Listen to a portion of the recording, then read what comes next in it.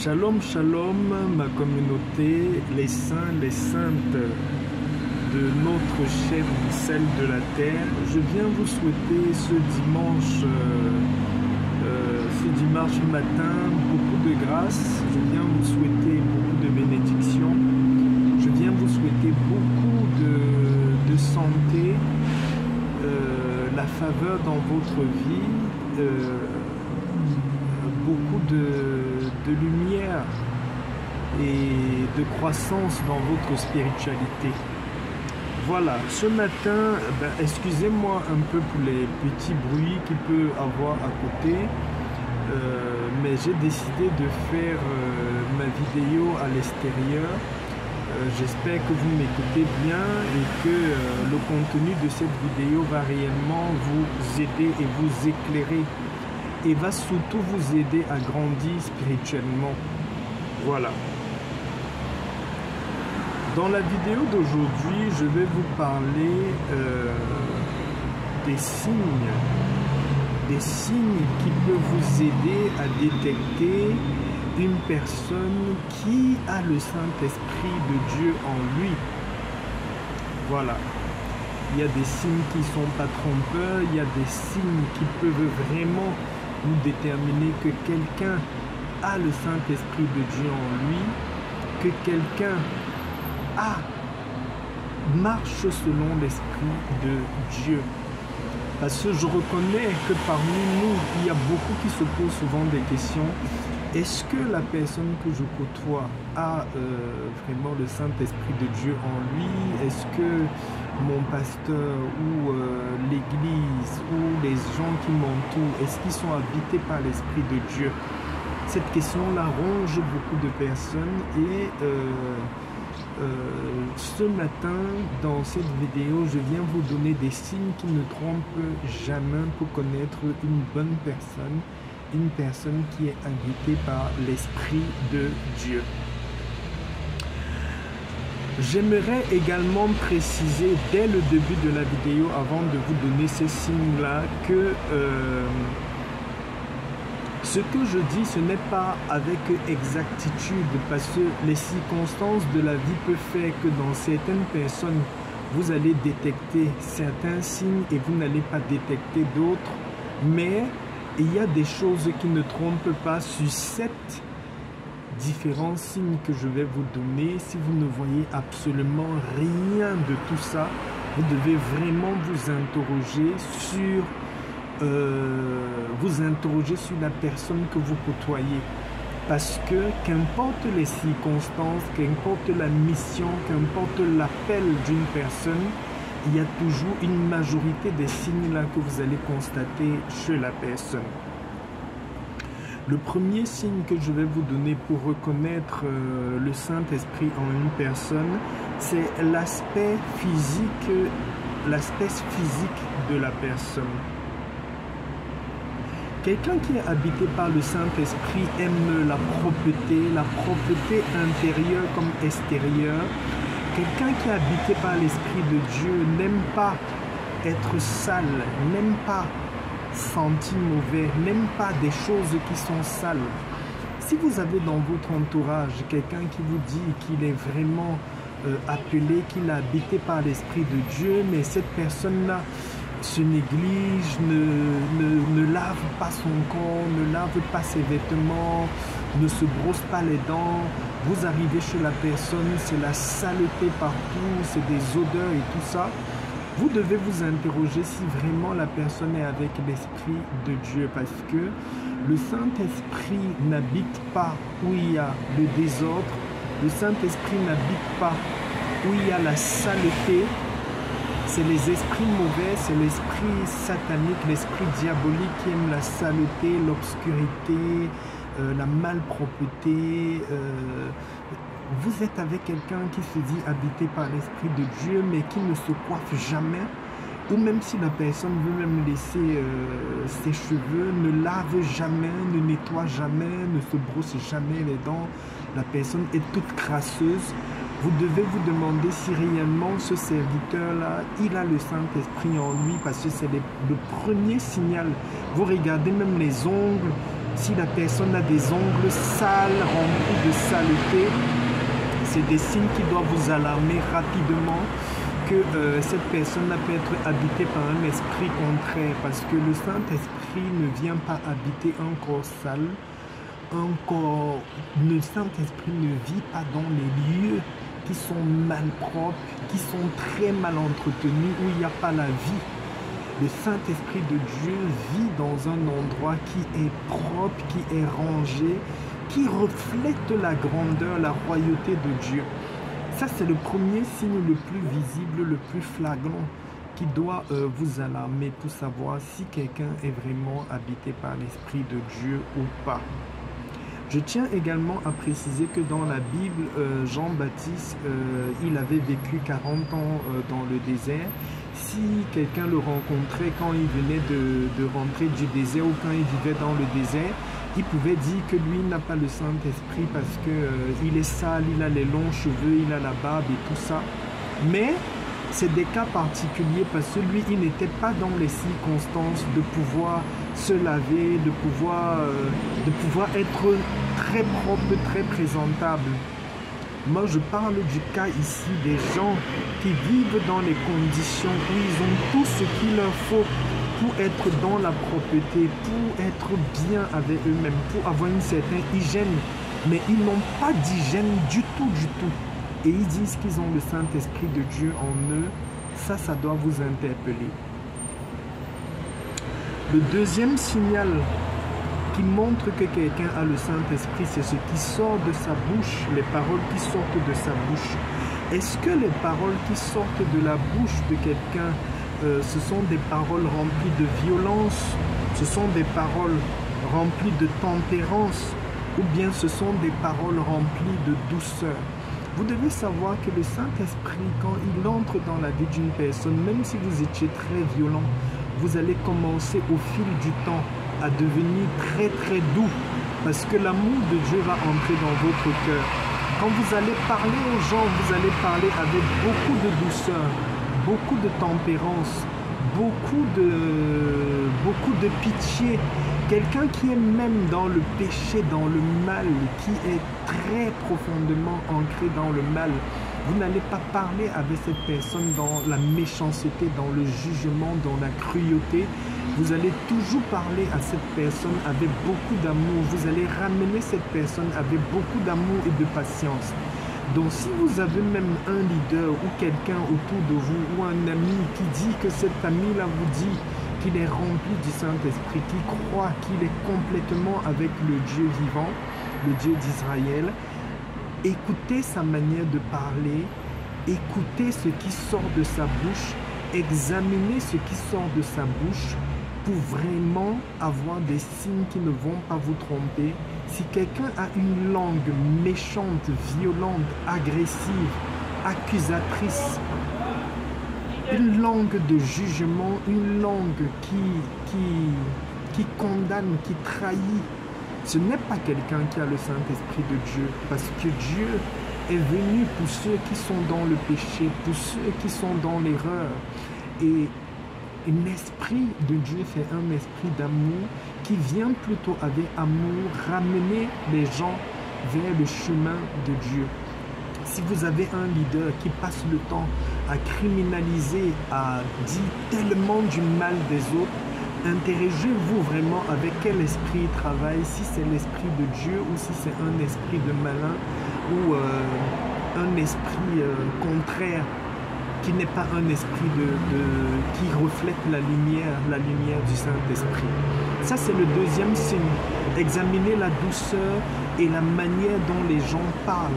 Les gens qui n'ont pas le Saint-Esprit n'ont pas une langue douce.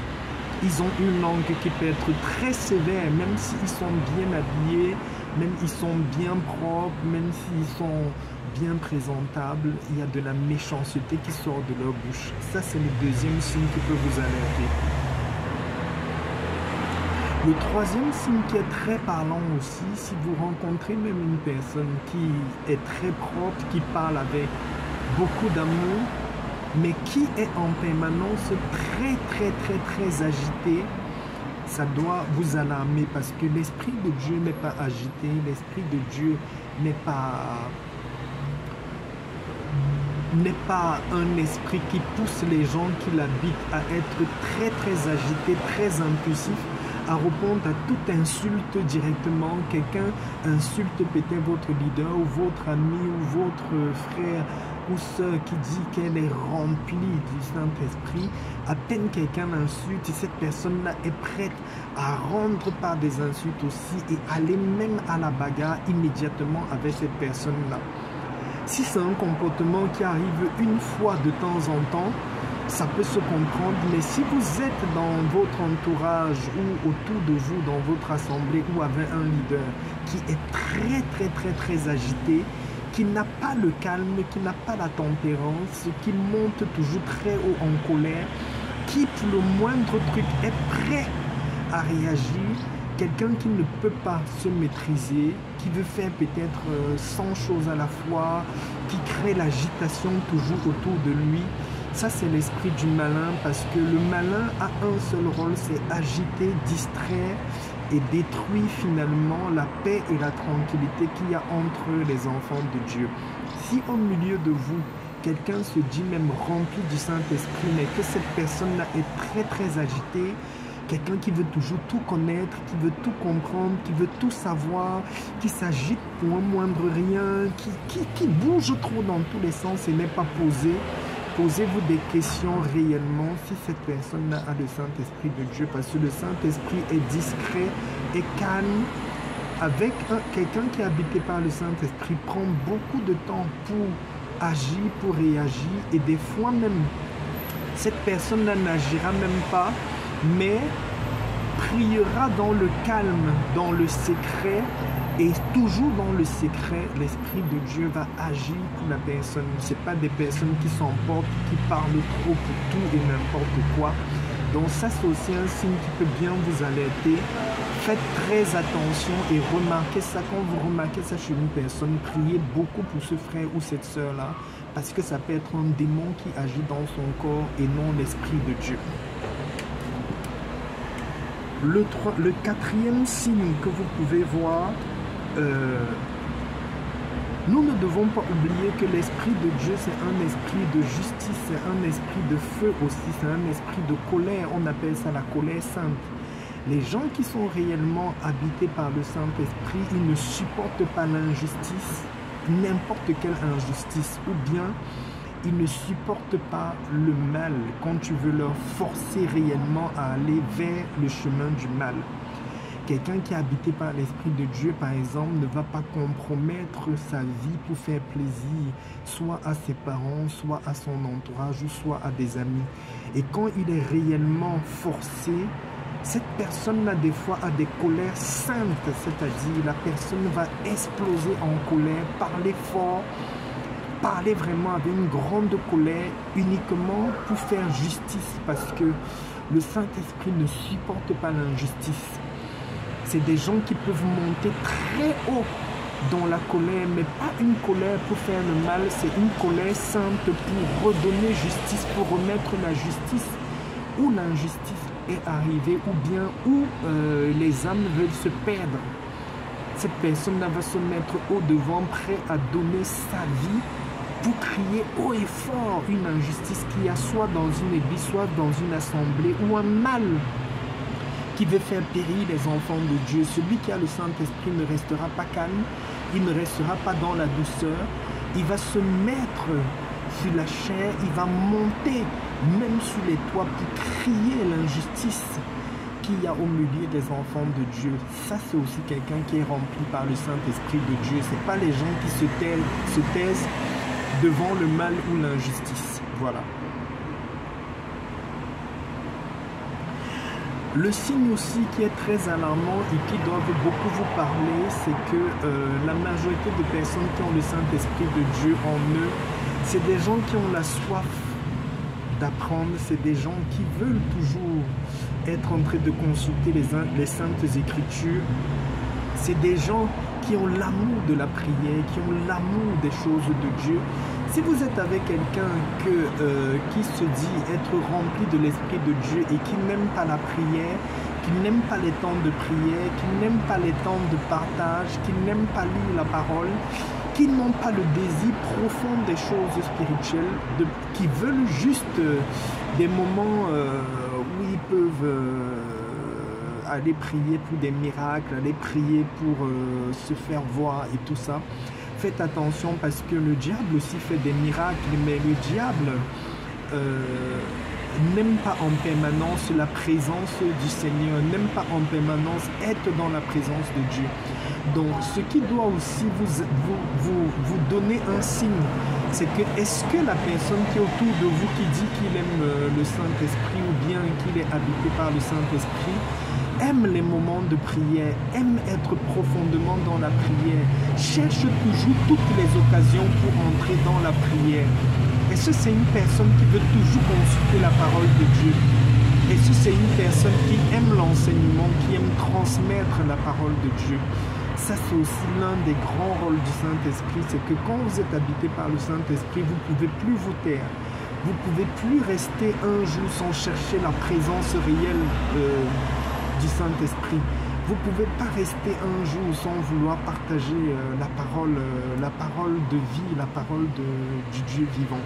Donc, ça c'est un autre signe très alarmant. Donc, si quelqu'un vous dit qu'il est rempli du Saint-Esprit et qu'il ne veut que des moments de partage pour prier pour les guérisons, pour les miracles, que pour des choses qui vont les faire voir, ça doit vous faire vous alarmer parce que justement le diable utilise beaucoup de personnes en disant qu'ils sont le Saint-Esprit uniquement pour les miracles. Donc les chercheurs de miracles qui ne veulent que des occasions de prière pour le miracle, vous devez bien examiner ces frères et ces sœurs-là, ça se peut, qui sont habités par un esprit corrompu, un esprit contraire. Voilà. Je vais conclure ma vidéo en vous disant aussi que la plus grande chose qui doit vous déterminer que quelqu'un est rempli de l'Esprit de Dieu, c'est quelqu'un qui a l'amour du prochain, qui est sans jugement, qui a une tolérance. L'amour du prochain, ça veut dire que c'est quelqu'un que vous constatez toujours, qui veut protéger les autres, qui veut protéger l'image des autres, qui ne calomnie pas les autres, qui ne dit pas du mal des autres, qui ne cherche pas la destruction des autres. Quelqu'un qui a l'amour du prochain, c'est quelqu'un qui ne veut pas voir son frère mourir dans l'ignorance, mourir dans le péché, ou mourir dans la perdition ou dans la haine des autres. L'amour du prochain, c'est l'un des signes les plus forts que vous pouvez détecter. Celui qui a réellement le Saint-Esprit ne choisit pas les personnes avec qui il doit cheminer. Vous pouvez le voir aller vers les drogués, aller vers les prostituées, aller vers les personnes les plus pires de la société. Tout simplement parce qu'il a un amour ou elle a un amour très très grand. Et son seul désir, c'est que tout le monde puisse retrouver le chemin, que tout le monde puisse retrouver une certaine lumière, une certaine vérité dans sa vie. Donc si vous avez un frère ou une soeur qui dit qu'il est rempli du Saint-Esprit et que il ne veut que faire chemin avec un certain style de personne et il rejette toutes les autres personnes, vous devez plus ou moins vous poser les questions parce que en fait c'est le Seigneur qui nous protège, c'est le Seigneur qui c'est le Dieu vivant qui nous garde de tout mal. Celui qui ne choisit que les styles de personnes qui doivent avancer, quelque part peut être avec un esprit contraire ou un esprit corrompu, parce que justement, ceux qui ne veulent être que avec des gens de bien, peut-être ils ont une mission de détruire tous ces gens de bien-là, dont les gens qui sont dans l'obscurité, ils ne veulent même pas les approcher, parce que c'est des âmes qu'ils ont déjà gagnées, c'est des âmes qui sont déjà dans les mondes des ténèbres, dont eux ils préfèrent rester qu'avec des gens qui sont dans la lumière pour pouvoir les ramener dans les ténèbres.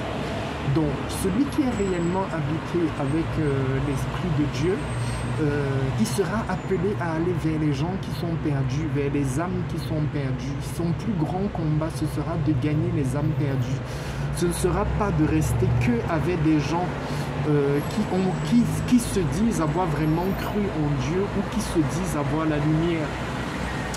Donc tout ça doit vraiment vous interpeller.